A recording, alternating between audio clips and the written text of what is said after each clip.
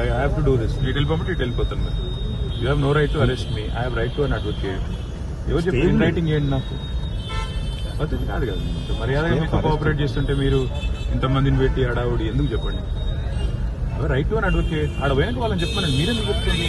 AC you're not ACP, వాళ్ళు ACP. అడిగినా sir, నేను అడిగినాకనే వద్దాను. వాళ్ళు చెప్పనండి నాకు, నేను వాళ్ళని అడుగుతాను కదా, వాళ్ళు చెప్పనండి నాకు. లేదంటే ఇటు ఇటు వెళ్ళిపోతాను మరి, మీ ఇష్టం. It's your wish. నేను వెళ్ళమంటే వెళ్ళిపెట్టి వెళ్ళిపోతాను మరి, మీ ఇష్టం. I have to do this. It will permit, ఇటు వెళ్ళిపోతాను మరి. You have no right to arrest me. I have right to an advocate. ఎవరు చెప్పి ఇన్ రైటింగ్ చేయండి నాకు పద్ధతి కాదు కదా. మర్యాదగా మీతో కోఆపరేట్ చేస్తుంటే మీరు ఇంతమందిని పెట్టి అడావుడి ఎందుకు చెప్పండి. Right to an advocate. ఆడ పోయినాక వాళ్ళని చెప్పమని మీరెందుకు చెప్తుంది. ఏసీ యూఆర్ నాట్ ఏసీపీ, వాళ్ళు ఏసీపీ. అడిగినా సార్, నేను అడిగినాకనే వద్దాను. వాళ్ళు చెప్పనండి నాకు, నేను వాళ్ళని అడుగుతాను కదా, వాళ్ళు చెప్పనండి నాకు. లేదంటే ఇటు ఇటు వెళ్ళిపోతాను మరి, మీ ఇష్టం. It's your wish. నేను వెళ్ళమంటే వెళ్ళిపెట్టి వెళ్ళిపోతాను మరి, మీ ఇష్టం.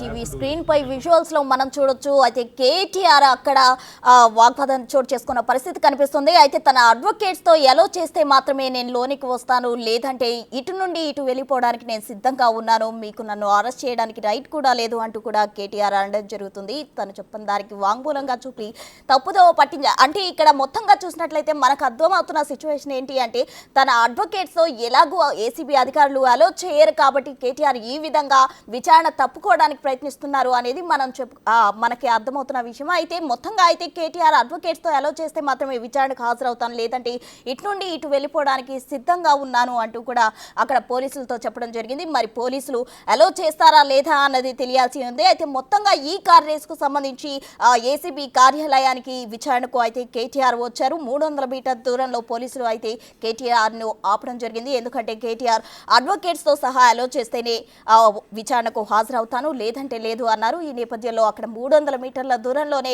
కేటీఆర్ కారును పోలీసులు నిలిపివేయడం జరిగింది. మరి ఏసీబీ ఆఫీస్ కు ఎలో చేస్తారా లేదా అనేది కూడా తెలియాల్సి ఉంది. ఫార్ములా ఈ కార్ రేస్ కు సంబంధించి విచారణ ఈ రోజు ఏసీబీ అధికారులు కేటీఆర్ కు నోటీసులు ఇచ్చిన నేపథ్యంలో కేటీఆర్ అయితే వచ్చారు. కానీ విచారణకు అయితే తన అడ్వకేట్స్ తో అలో చేస్తే మాత్రమే తాను లోనికి వెళ్తాను తప్ప అడ్వకేట్స్ లేకుండా నేను వెళ్ళను, ఇందులో ఏదో కుట్రకోణం దాగి ఉంది అంటూ కూడా కేటీఆర్ అనడం జరిగింది. ఇక పట్నం నరేందర్ రెడ్డి విషయంలో ఏం జరిగిందో అందరికీ తెలుసు అంటూ కూడా కేటీఆర్ అనడం జరిగింది. అయితే ఆయన చెప్పిన దాన్ని వాంగ్మూలంగా చూపి తప్పుతో పట్టించారు. అటువంటి సిచ్యువేషన్ నేను ఫేస్ చేయడానికి సిద్ధంగా లేను, అందుకే నా న్యాయవాదులతో అయితేనే వస్తాను తప్ప విచారణకు హాజరవుతాను, లేదంటే నేను లోనికి రాను అంటూ కూడా కేటీఆర్ స్పష్టం చేశారు.